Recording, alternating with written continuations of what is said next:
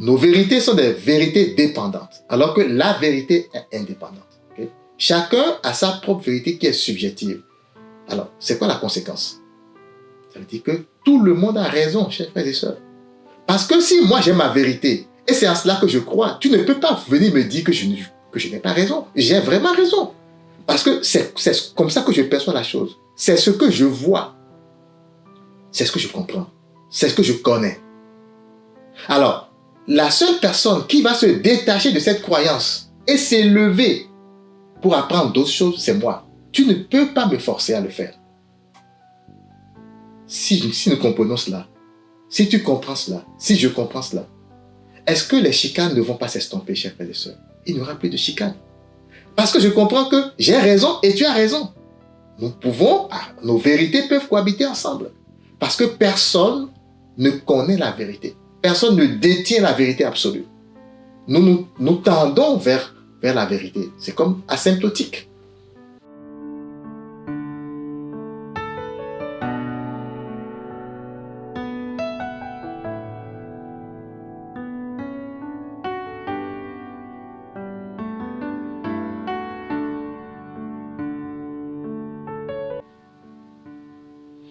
Mesdames et messieurs, chers amis du renouveau spirituel, bonjour et bienvenue dans cette nouvelle émission.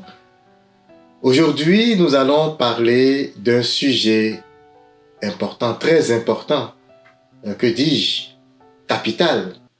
Nous allons parler aujourd'hui de la vérité. Pourquoi dit-on que c'est très important ou que c'est même capital ce sujet? Eh bien parce que c'est la base de beaucoup de choses, de beaucoup de décisions, ou presque de toutes les décisions. Parce que pour décider de quelque chose, que fait l'esprit? L'esprit discerne. Or, la vérité est le fondement même du discernement. Et nous allons voir que même si nous ne parvenons pas à discerner comme cela se doit, nous faisons quand même un certain discernement basé sur notre propre vérité. Donc, avoir la lumière de la vérité afin de faire le bon choix dans le quotidien, à chaque instant de notre vie, n'est-ce pas très important? N'est-ce pas capital? Parce que nous le savons, ce qui arrive après, ce qui survient lorsque nous faisons des choix ou que nous prenons des décisions, est basé sur les choix et les décisions que nous prenons. Alors, si j'ai la lumière et que je fais le bon choix, je vais certainement avoir des conséquences agréables. Le principe de cause à effet, le principe de la réciprocité ou de l'action et de la réaction, ce qu'on appelle la causalité. Donc, c'est très important de savoir ce qu'est la vérité. Qu'est-ce que la vérité? Voilà le thème de ce jour. Qu'est-ce que la vérité? Qu'est-ce qui est vrai? En moi, Eric, en toi, qu'est-ce qui est vrai? Dans le monde qui nous entoure, dans tout ce que l'on nous dit, dans tout ce que nos sens perçoivent, nos yeux, nos oreilles, le toucher, qu'est-ce qui est vrai? Dans les événements qui se passent dans le monde et les perceptions des uns et des autres sur ces événements, qu'est-ce qui est vrai? Qu'est-ce qui est la vérité? Voyez-vous, c'est une question existentielle de tous les temps, on va dire. En réalité, qu'est-ce que la vérité? C'est une question qui existe depuis des milliers d'années, des milliards d'années, on va même dire. Parce que en réalité, la vérité vient avec la création même du monde. Dieu qui a créé le monde est amour, on le sait, mais il est également vérité. Donc, voyez-vous, notre esprit, le souffle de vie qu'il a mis en nous, en créant chacun de nous, a pour fonction de trouver la vérité. Notre esprit s'occupe de tout ce qui est rationalisation en nous. L'entendement, l'intelligence, la compréhension des phénomènes, la compréhension de tout ce qui est en nous et tout ce qui est autour de nous, c'est l'esprit qui s'en occupe.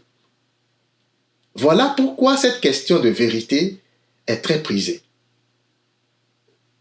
En réalité, il ne se passe aucune journée dans notre vie ici sur Terre et peut-être même dans l'au-delà où notre esprit ne s'interroge pas sur telle ou telle affaire, où notre esprit ne recherche pas la vérité.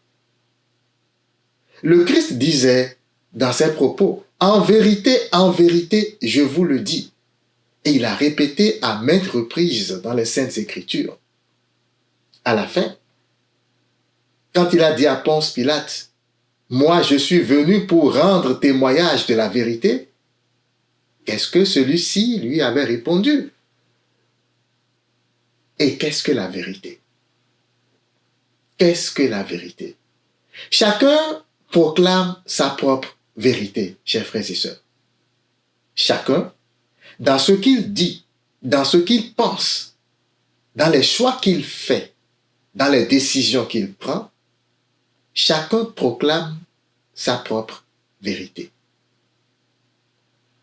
Et parfois, nos vérités sont contradictoires. Nous allons le voir. Est-ce à dire que quelqu'un a raison et que l'autre a tort? Est-ce que nos propres vérités sont la vérité? Lorsque nous avons deux propos en apparence contradictoires, qui dit vrai? Qui ne dit pas vrai? Ou qui dit faux? Voilà les questions que nous nous posons dans le présent enseignement.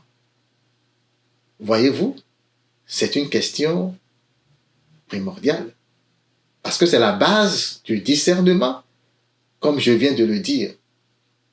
La vérité est la lumière qui ramène l'esprit égaré au bercail, sur le chemin de la vie. Parce que, voyez-vous, la question n'est pas qu'est-ce que tu fais de mal. La question n'est pas quelle erreur tu fais. La question n'est pas cela. Parce que nous vivons dans un monde créé, dans un univers qui a ses propres lois. Ces lois qui ont été intimées par le Créateur. Nous vivons dans un cosmos qui a ses propres principes. Et lorsque tu fais quelque chose, peu importe ce que tu fais, que tu penses quelque chose, ou que tu fais un choix, que tu prends une décision, ça a ses conséquences. Alors la question n'est pas de savoir est-ce que tu as fait la bonne chose ou la mauvaise chose. C'est comment s'arranger pour que les conséquences de nos pensées, de nos paroles et de nos actions soient agréables à notre esprit. Voilà notre préoccupation. Et c'est ce que nous appelons recherche du bonheur. Voyez-vous, tout le monde veut être heureux. Mais comment y parvenir? Pour commencer, essayons d'entrer un peu plus en profondeur dans ce concept de vérité. Le mot vérité. Qu'est-ce que ça veut dire? Prenons le chemin pour aller découvrir les racines de ce mot.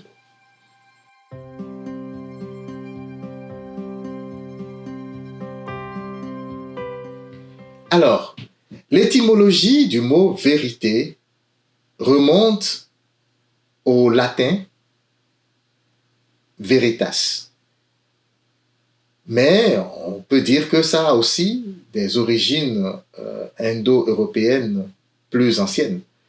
On va le voir tout à l'heure, germanique, sanskrit ou origine grecque aussi, le grec ancien.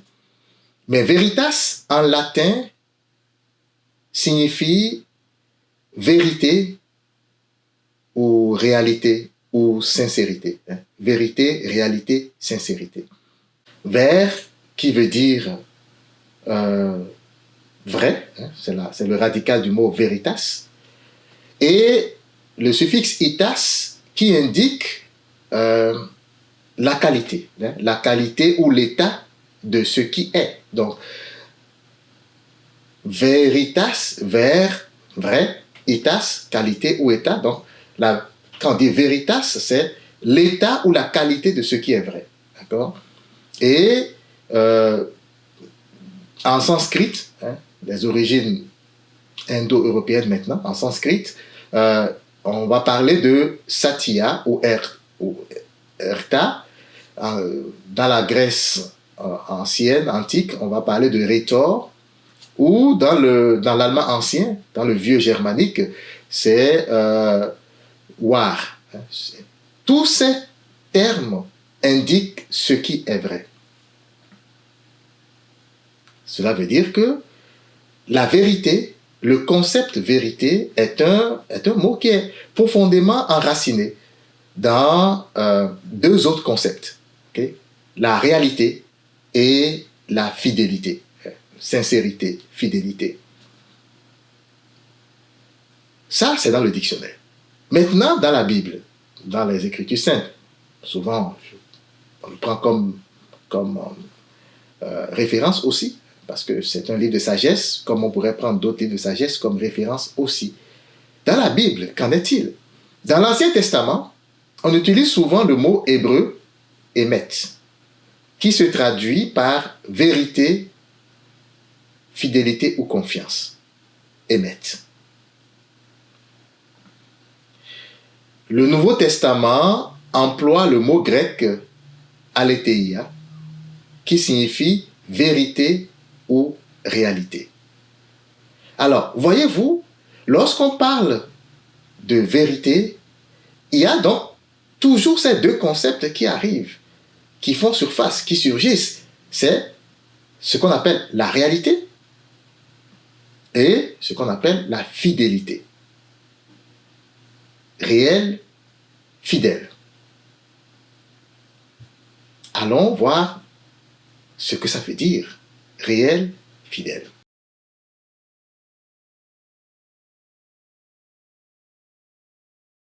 Lorsqu'on parle de réalité, lorsqu'on dit que quelque chose est réel, on fait référence à quelque chose qui existe simplement, mais qui existe indépendamment de l'espace, indépendamment des formes physiques, indépendamment de la présence ou non d'autres choses. Ce qui est réel, c'est ce qui est là. C'est ce qui est. D'accord? C'est là. Que moi je sois là ou pas, que je le vois ou pas, que je le sente ou pas, que je constate sa présence ou non, eh bien cette chose, elle est là. C'est ce qu'on appelle réel.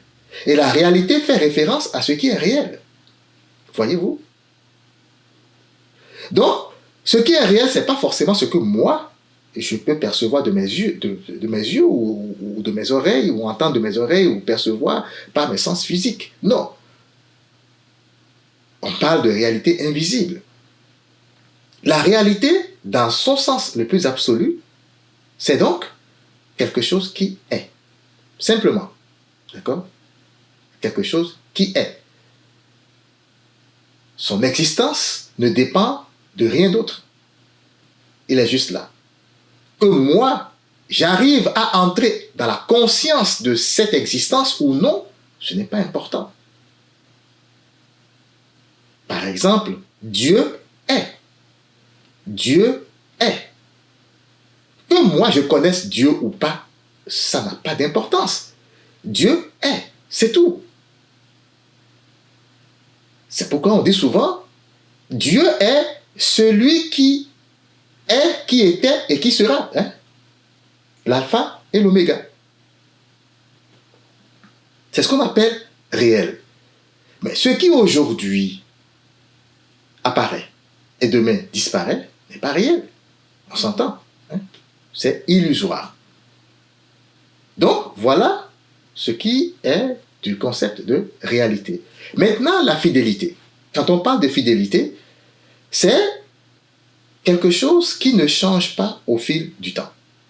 Il garde une certaine constance. En général, c'est la qualité qui permet à quelque chose qu'on dit déjà véritable, hein, de maintenir une certaine correspondance précise et sincère. Donc, la chose est, mais cette qualité demeure pareille. Parce que quelque chose peut être, et ces qualités ne vont pas demeurer pareilles.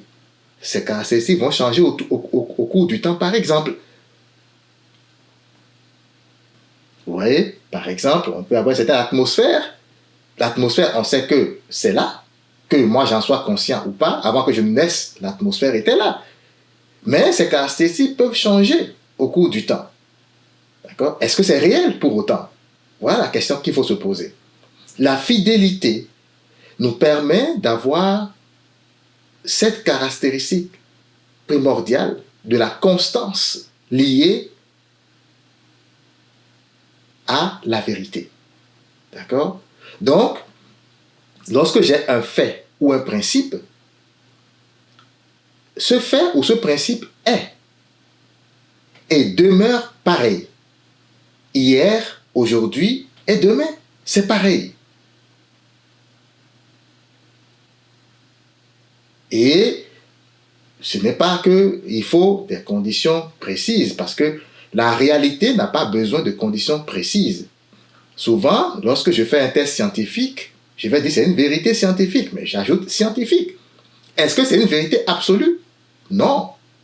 Parce que la vérité scientifique n'est valable que dans notre monde physique, n'est-ce pas? C'est pourquoi on parle des conditions normales de température et de pression. La chose va se réaliser seulement si certaines conditions sont réunies.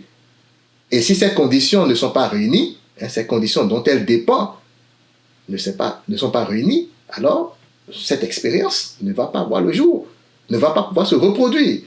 Mais par contre, la vérité n'est pas basée sur ça.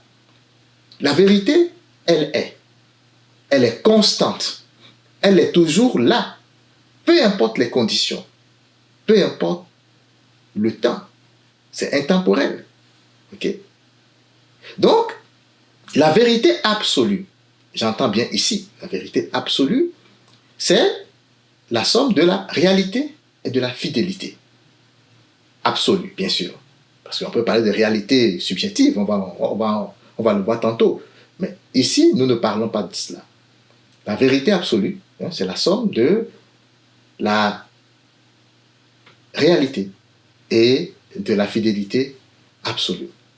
Ceci étant, est-ce que l'on peut cerner la vérité? Voilà la question, parce que je vous entends penser, oh, il nous parle de vérité, mais est-ce que lui connaît la vérité? Est-ce que lui, il connaît la vérité? Qui connaît la vérité ici?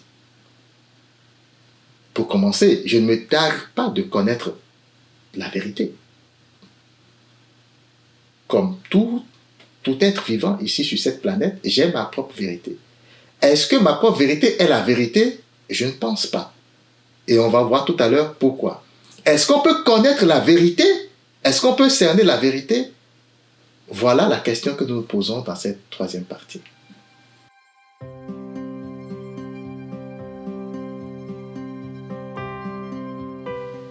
La vérité, c'est Dieu. Hein? Je suis la vérité, le chemin et la vie. Hein? La vérité, c'est Dieu. Dieu, c'est-à-dire la source de tout ceci. Dieu, c'est ce qui a créé tout cet univers. Et la vérité existait même depuis, avant même la création. Parce que c'est sur cette vérité que s'est basée la création. Les lois qui ont sous-tendu la création de tout ce qui existe sont des lois qui font partie de la vérité divine. Donc, la vérité, c'est Dieu. Et vous voyez, Dieu est immense. Qui peut connaître Dieu? Qui a déjà vu Dieu? Qui l'a déjà vu? Nous sommes à l'intérieur de Dieu. Alors, est-ce qu'on peut cerner Dieu? À mon avis, la réponse est non. Dieu est d'une telle immensité. Dieu est amour. Et donc, de la même manière, l'amour est d'une telle immensité.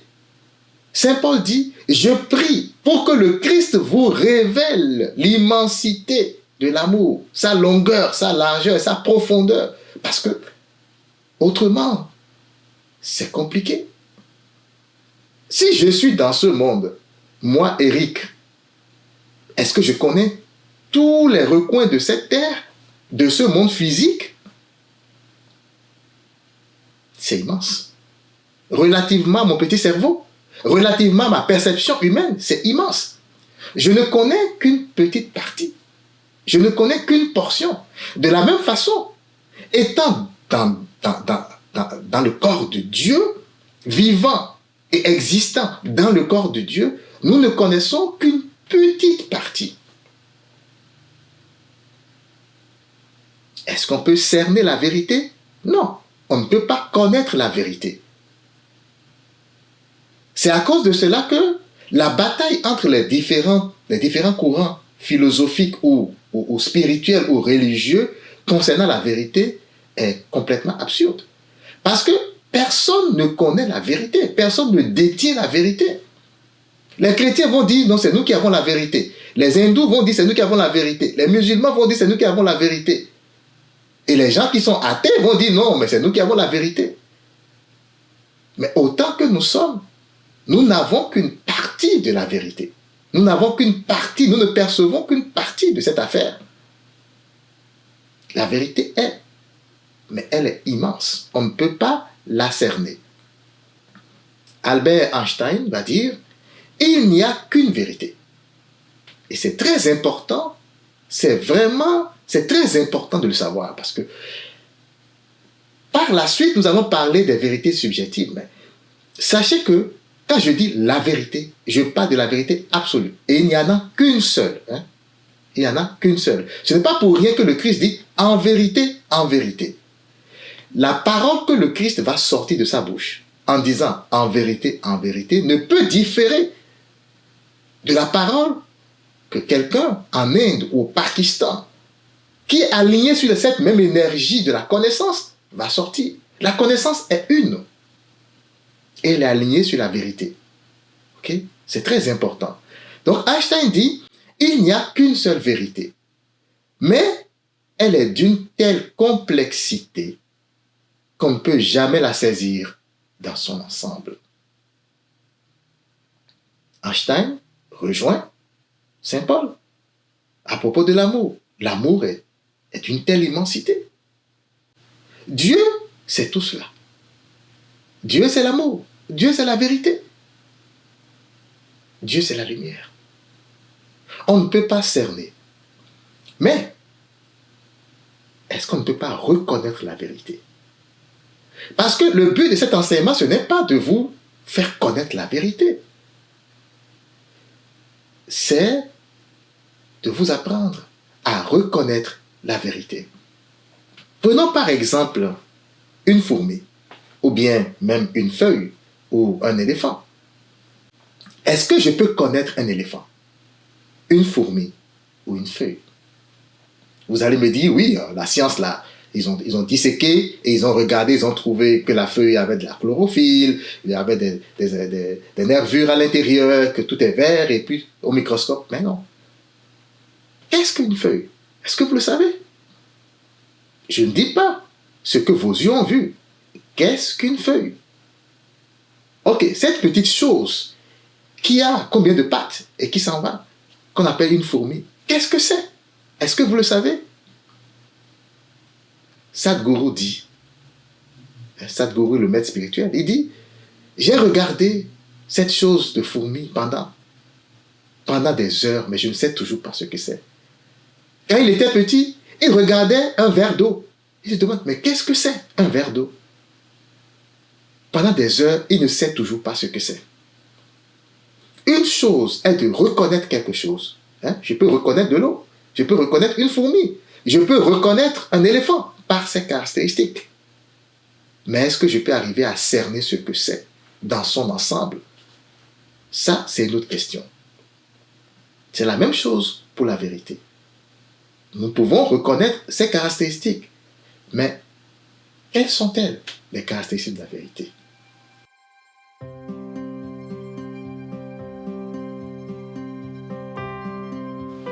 Emmanuel Swedenborg, que j'aime beaucoup ses écrits, c'est assez clair tout ce qu'il a écrit comme vision. C'est un scientifique du XVIIIe siècle qui a eu beaucoup de visions spirituelles, qui a écrit 33 ou 35 livres. Il dit ceci: la vérité est la lumière qui éclaire l'intelligence. La vérité est la lumière qui éclaire l'intelligence. Elvis Presley, que nous connaissons tous, dit: la vérité est comme le soleil. Vous pouvez la cacher pendant un moment, mais elle finit toujours par apparaître. Est-ce que cela n'a pas l'air de quelque chose déjà entendu? Le Christ l'a dit. Tout ce qui est caché sera révélé. Ça, c'est la caractéristique de la vérité, parce que nous sommes dans la vérité. Dieu est la vérité et nous sommes à l'intérieur de Dieu. D'accord? Dieu est en nous aussi. Donc, c'est important de toujours mettre en perspective ces réalités, ces vérités. Et puis, Neil Donald Walsh, dans Conversation avec Dieu, écrit: la vérité est ce qui est. Tout à l'heure, on a vu que la vérité égale réalité plus fidélité. Et la réalité, c'est ce qui est. Donc, la vérité est ce qui est. Et ce qui est ne peut jamais être caché. Que ma perception, que mon attention soit là-dessus ou pas, que ma perception s'ancre là-dessus ou pas, ben ce qui est, est. Ce n'est pas moi, ce n'est pas toi, ce n'est pas nous qui faisons ce que nous sommes venus voir. Oui, il y a des choses que nous créons, mais ces choses sont déjà. Nous les faisons juste apparaître. Et ça, c'est une vérité aussi qu'il faut arriver à s'intégrer. Quelles sont les caractéristiques, chers frères et sœurs? Comment reconnaître la vérité, la ligne centrale, la seule qui existe, la vérité absolue? J'ai déterminé pour vous 4 caractéristiques principales. Il peut y en avoir d'autres. La première caractéristique principale, qui est la plus importante et qui a un rapport avec la réalité, c'est ce qu'on appelle l'universalité. La vérité est universelle. La vérité ne s'applique pas seulement à moi, ni à toi, ni à lui, ni seulement aux hommes, ni seulement aux animaux, ni seulement aux plantes. La vérité absolue s'applique à tout le monde. La vérité absolue s'applique à tout le monde. Prenez par exemple cette affaire de gravité. Prends juste ce principe de gravité. Que nous soyons là ou pas, ben, il y a ce principe de gravité pour la Terre et pour d'autres planètes. Et ça s'applique à tout le monde. La vérité s'applique à tout le monde. Prenons un principe comme la loi de l'attraction. Que vous soyez musulman, chrétien ou athée ou peu importe, que vous en soyez conscient ou non, mais vous attirez ce qui vient à vous. Que vous le sachiez, que vous l'acceptiez ou non. C'est un principe universel. Comme les autres lois de l'univers, d'ailleurs. Le principe de la causalité et d'autres principes qu'on peut reconnaître dans les enseignements des maîtres spirituels. Ces principes sont des vérités universelles. Ça s'applique à tout le monde, que vous soyez d'un clan ou d'un autre. Et ce sont des choses qui existaient même avant que nous n'apparissions ici. L'esprit a toujours créé les choses. C'est quelque chose qui est connu dans le monde spirituel. Mais nous, dans notre ignorance, on ne le sait pas.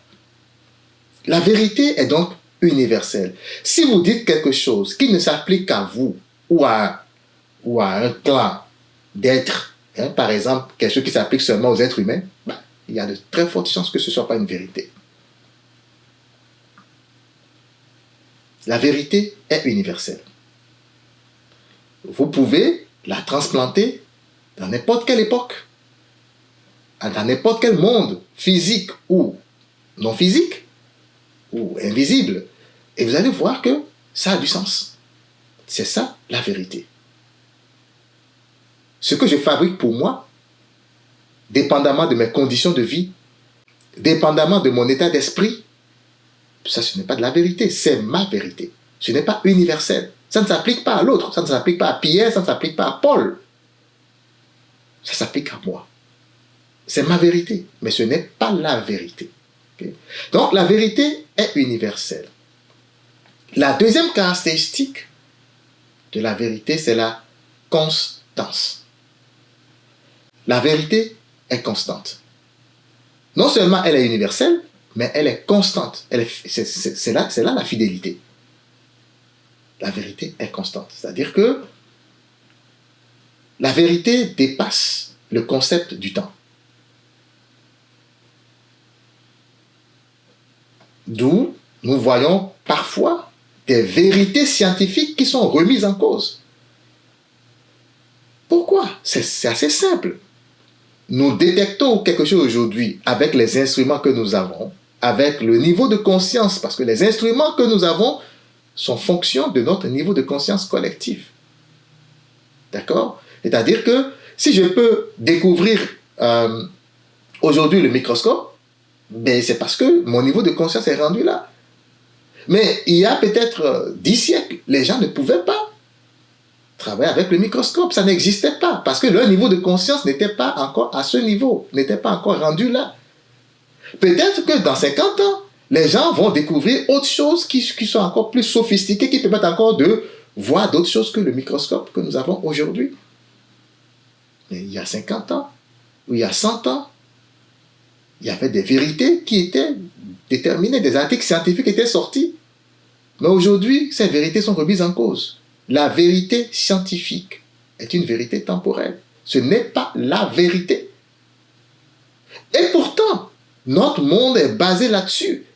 Nous prenons toutes les décisions de notre vie en se basant sur la vérité scientifique, qui, en réalité, est temporelle.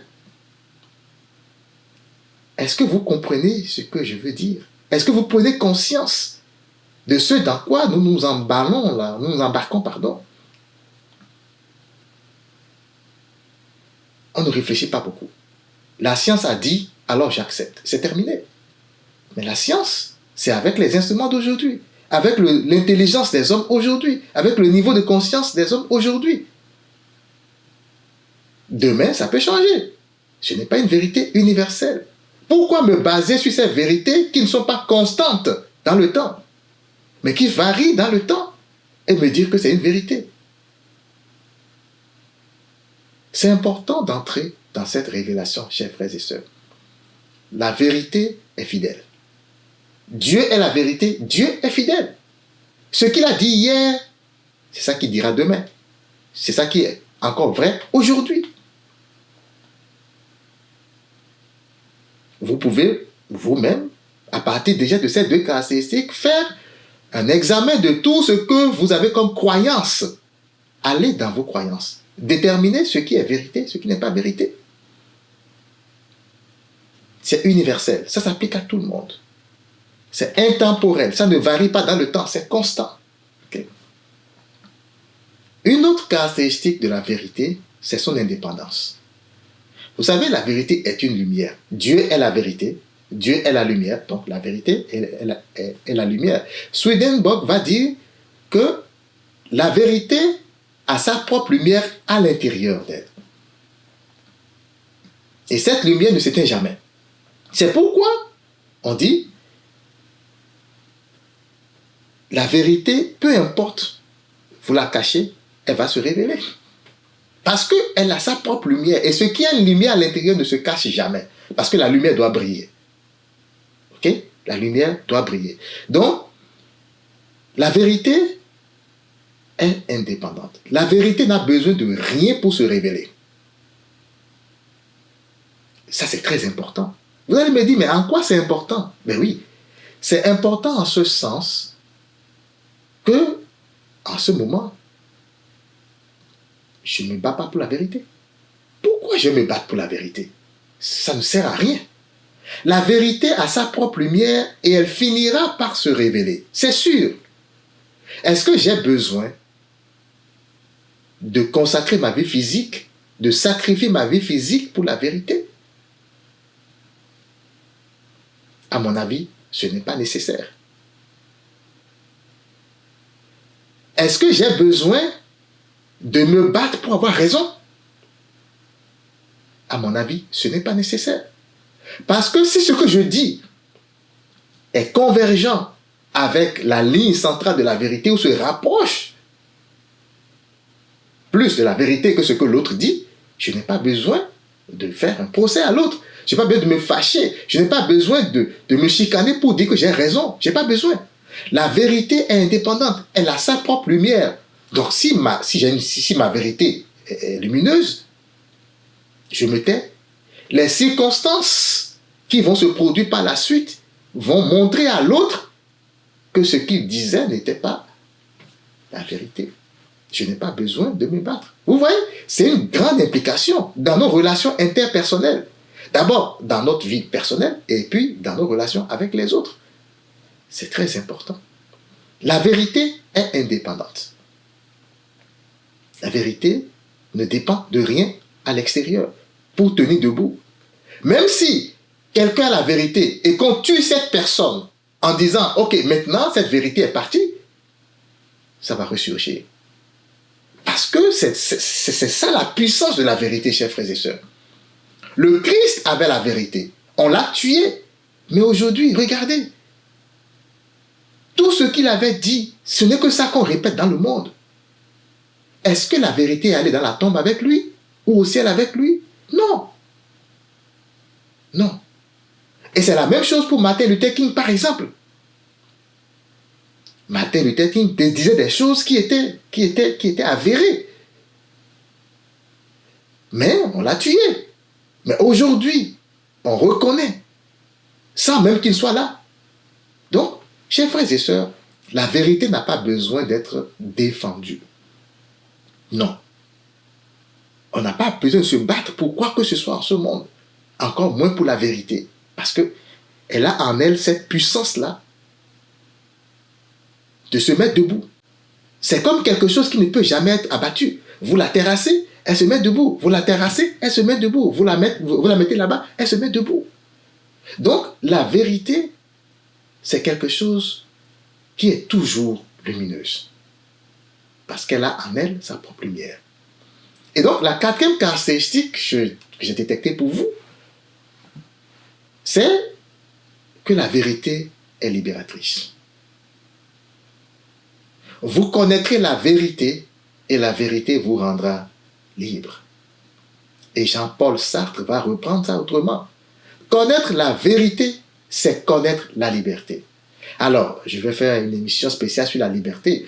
La liberté dont on parle ici, ce n'est pas garder une pancarte et demander aux gens de vous rendre libre, non.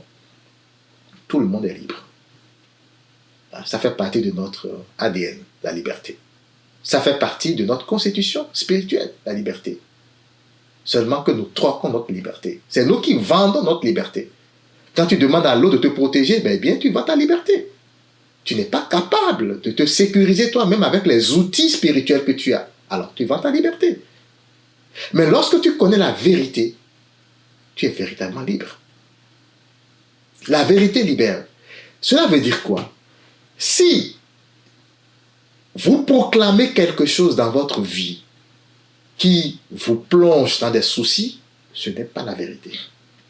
Si vous faites des choix, et si vous avez des pensées qui vous créent des déboires, ce n'est pas la vérité. La vérité aura toujours tendance à vous rendre plus libre. Si vous étiez esclave de quelque chose, ben vous devenez libre de cette chose. Si par exemple vous étiez esclave de l'argent, justement parce que c'est ce que vous aimez, une vérité dans votre cœur peut émerger pour montrer que l'argent, ce n'est que de l'énergie. Et qu'en réalité, vous ne devez pas pourchasser l'argent, mais vous devez rester ce que vous êtes de plus beau à l'intérieur de vous. Et cette vérité, si vous croyez en elle, en cette lumière, va vous éclairer, Et vous allez progressivement vous détacher de l'argent. Cela ne voudra pas dire que vous n'aurez plus l'argent, mais vous allez vous détacher de l'argent et vous allez vous libérer de l'argent. La vérité va vous rendre libre. La même chose, si vous aviez une croyance, par exemple, une croyance pour dire, par exemple, je suis très surchargé, par exemple. Tout le monde le dit, hein? Je suis fatigué, j'ai beaucoup de choses, il faut absolument que je fasse telle chose, il faut absolument que je fasse telle chose. C'est des croyances que nous avons. Mais si quelqu'un vous dit, mais non, tu n'as aucune obligation, mon cher, ma chère. Tu n'as aucune obligation.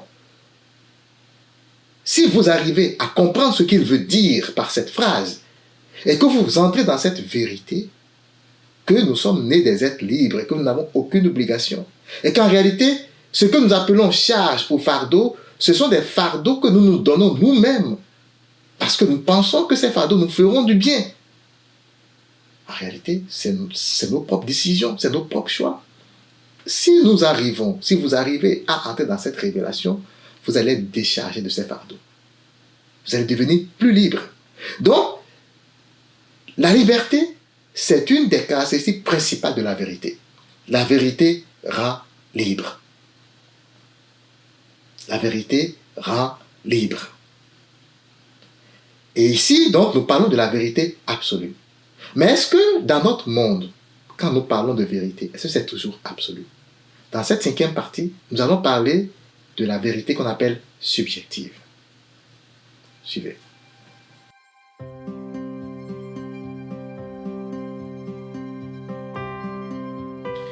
Chers frères et sœurs, voyez-vous, nous avons dit que Dieu est vérité. Mais nous vivons à l'intérieur de Dieu. Alors, qu'est-ce que ça veut dire? Nous vivons dans la vérité. La vérité est partout. Et Dieu a mis en nous son souffle de vie. Dieu, c'est l'esprit. C'est la source créatrice de tout ceci. Il a soufflé à chacun de nous notre esprit qui représente sa conscience, sa propre conscience. Donc, cette déité miniature que chacun a en lui détient aussi une certaine vérité. Mais cette vérité qui est dépendante de son niveau de conscience. Et comme je viens de le dire, la vérité absolue ne dépend de rien. D'accord? La vérité absolue ne dépend de rien. Mais nos vérités qui sont générées par notre esprit dépendent du niveau de conscience, c'est-à-dire le niveau de connaissance. Ok? Donc, nous avons nos propres vérités. Chacun a sa propre vérité qui est en lui. Okay? Le Christ a dit, je suis la lumière. Le je, c'est-à-dire l'âme, c'est-à-dire Dieu, est la lumière. Mais il dit, vous êtes la lumière. Donc, ce n'est pas parce que Dieu est vérité que nous ne sommes pas aussi vérité. Mais notre vérité, elle, est subjective. Nous sommes vérité, chacun est vérité. Hein? Mais sa vérité est subjective. Et ça veut dire quoi, subjectif? Ça veut dire que sa vérité est ancrée dans le parcours qu'il a déjà fait, dans l'expérience qu'il a déjà eue, dans le niveau de conscience qu'il a déjà atteint.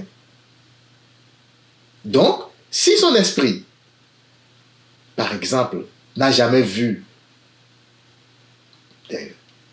un avion, eh bien, il va dire que ça n'existe pas. Si quelqu'un n'a jamais vu un avion, il va dire, l'avion n'existe pas. Il n'est pas encore dans ce niveau de conscience. Il n'a pas encore ce niveau de connaissance. Mais quelqu'un qui a vu l'avion, qui est rentré au village, qui est en train de décrire l'avion, il va décrire ce qu'il a perçu, ce qu'il a vu. Mais l'autre qui est au village va dire, ça n'existe pas, c'est pas vrai ce que tu me dis. Et voilà toute la problématique autour de la spiritualité. Parce que quelqu'un, avec son niveau de conscience, a été élevé et a vu des choses que nous n'avons pas vues, que d'autres personnes qui n'ont pas fait la même expérience, n'ont pas vu. Et ces personnes vont dire, non, c'est faux ce qu'il dit. Ce n'est pas vrai ce qu'il dit. Alors, chers frères et sœurs, le niveau de conscience est déterminant dans la proclamation de notre propre vérité. Nos vérités sont des vérités dépendantes, alors que la vérité est indépendante. Okay? Chacun a sa propre vérité qui est subjective. Alors, c'est quoi la conséquence? Ça veut dire que Tout le monde a raison, chers frères et sœurs. Parce que si moi j'ai ma vérité, et c'est à cela que je crois, tu ne peux pas venir me dire que je n'ai pas raison. J'ai vraiment raison. Parce que c'est comme ça que je perçois la chose. C'est ce que je vois. C'est ce que je comprends. C'est ce que je connais. Alors, la seule personne qui va se détacher de cette croyance et s'élever pour apprendre d'autres choses, c'est moi. Tu ne peux pas me forcer à le faire. Si nous comprenons cela, si tu comprends cela, si je comprends cela, est-ce que les chicanes ne vont pas s'estomper, chers frères et sœurs? Il n'y aura plus de chicanes. Parce que je comprends que j'ai raison et tu as raison. Nos vérités peuvent cohabiter ensemble. Parce que personne ne connaît la vérité. Personne ne détient la vérité absolue. Nous tendons vers la vérité. C'est comme asymptotique. Alors nous avons tous raison. Même si nous connaissons les caractéristiques de la vérité absolue, nous n'avons pas la vérité absolue. Mais nous pouvons tendre vers la vérité absolue. D'où le raisonnement et la logique peuvent intervenir pour nous permettre de discerner, pour départager ici.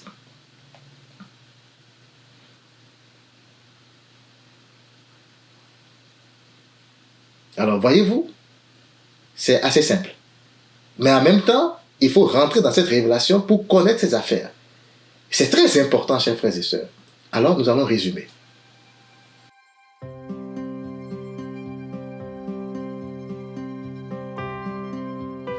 La vérité absolue, chers frères et sœurs, est universelle et intemporelle. Elle libère et rend heureux. La vérité ne dépend de rien. D'accord? Comme on vient de le dire, elle ne dépend de rien.